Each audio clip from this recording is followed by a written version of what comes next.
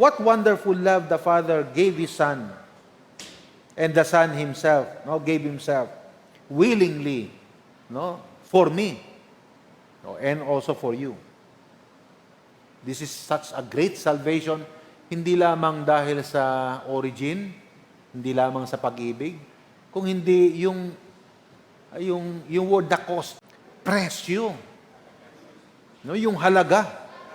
So, mahalaga ang cost, yung presyo, yung halaga, cost.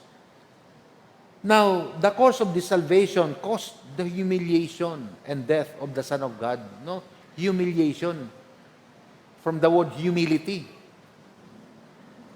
Humiliation, talaga sobrang pagkapahiya. Yung sobrang panlilibak, sobrang pagmamaliit, sobrang pagbababa ng kanyang pagkatao.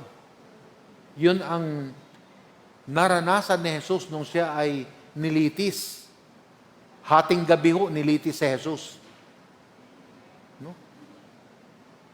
Nakarinig na kayo na nilitis hating gabi? Si Jesus, nilitis siya hating gabi. Tapos kinabukasan, yun na. Ganun katindi. Now, pero alam nyo, inalaw ni Jesus lahat yun. Si Jesus na sabi na sa kanyang mga disciples, hayaan ninyo sila. Hindi nyo ba naintindihan na kapag sinabi ko sa mga anghel ko na mawala ang lahat na ito, wala lahat yung mga sundalo na yan. Hindi matutuloy ang magiging dakilang drama sa kasaysayan kung ayaw ko to. Naintindihan nyo mga kapatid? That's why sabi ni Jesus sa kanyang mga disciples, hayaan nyo sila. Hinuli siya, binugbog siya, sinampal siya, gano'n. You see? 1 Peter chapter 1, verses 18 and 19, ito pong sabi, you were not redeemed with corruptible things, like silver or gold. Naligtas tayo, hindi dahil sa tinubos tayo ng, of course, may presyo ang silver. Lalo na ang gold, di ba? Mahal yan. Pero sabi, not of corruptible, kasi may halaga nga siya, pero corruptible siya eh. Nasisira. Hindi lang nasisira, nananakaw pa yan. You see? From your aimless conduct, received by tradition from your fathers, but with the precious blood of Christ, as of the Lamb, without blemish and without spot. Tayo naligtas dahil sa pagkatubos sa atin. Hindi dahil sa tinubos tayo ng ginto o pilak. Bagamat may halaga yun, ang sabi po ni Pedro, yun ay corruptible. Kundi ang ipinantubos sa atin ay walang iba kundi ang dugo ni Jesus. Ang sabi ng Bible, ang dugo, ang buhay. Ang buhay ay dugo. Kaya kapag nagka-problema ang tao sa dugo, tiyak mamamatay siya. Hindi pwedeng magkaroon ka ng problema in any way sa dugo. Pero yung dugo na yun ay tinanggal yun sa katawan ni Jesus. You see? Sa dugo. Kaya tayo naligtas. Kaya tayo naligtas dahil sa merong tumubos sa atin.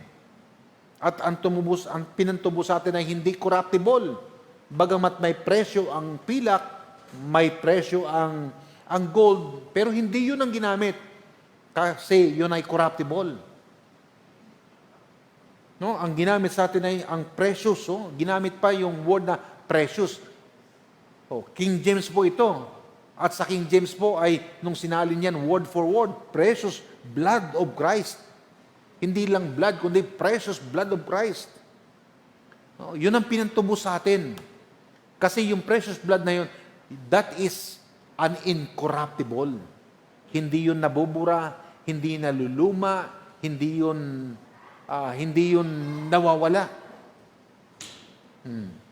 Now, a missionary was trying to explain the message of salvation to some fishermen.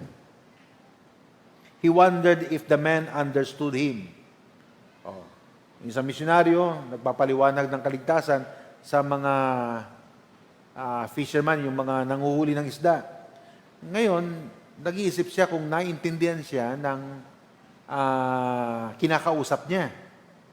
Oh, kapag nagwa-wonder ka kung yung kinakausap mo naintindihan ka, anong ginagawa mo? Anong ginagawa natin? Di ba nagtatanong tayo? Di ba?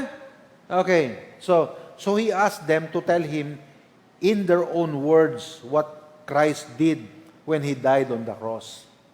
No, yun ang tanong niya. Sabihin niyo nga sa akin sa inyong lengguwahe kung ano ang ginawa ni Jesus para sa inyo. Yan. Whether beaten fishermen, alam mo naman ang fishermen whether beaten yan no? Yung bugbog yan ng ng kalikasan no? Ulanin, arawin, kuminsan daraan pa yan sa matinding bagyo dun sa gitna ng dagat. Kaya tinawag ko siyang weather beaten fisherman. Maganda no? Yan. Now, tears coursing down his face. No? Sumagot yung fisherman at nagumpisang umagos yung kanyang luha sa kanyang pisngi. Ito sabi niya, I just saw what he did. Nakita ko ang kanyang ginawa. He swapped places with me. Nakipagpalit siya ng lugar para sa akin. He took my place on the cross. No? Tinanggal niya ako sa cross at siya ang pumunta ron. He left me here in His place. No? Iniwanan niya ako kung nasan siya. Ganon. A man without sin in God's sight.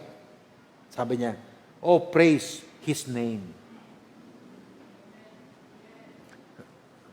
Kayong mga Kristiyano, alam nyo ba at naintindihan nyo ba na ang kaligtasan nyo is so great? Na kung ikaw ay tatanungin, can you say in your own words kung anong ginawa o ano ang dugo ni Kristo para sa iyo? Can you say the same? Can you mo? I just saw what He did. No, nakita kong ginawa niya. He swapped places with me. Nakipagpalit siya ng lugar. He took my place on the cross. Kasi yung fisherman dapat ang nasa cross No, alis ka dyan ako. Okay, are you saying it that way? Come on. And left me here in His place. Ibig sabihin, yung kinalalagyan ng fisherman, yun dapat ang kinalalagyan ni Jesus Dapat nandun siya Pero sabi niya, nilagay ako rito ni Jesus. At siya ang pumunta doon sa cross. A man without sin in God's sight. No? Walang kasalanan. Pinarusahan, pinatay. At ang huling kataga niya, I wonder if you can say the same, oh, praise His name. Can you say it?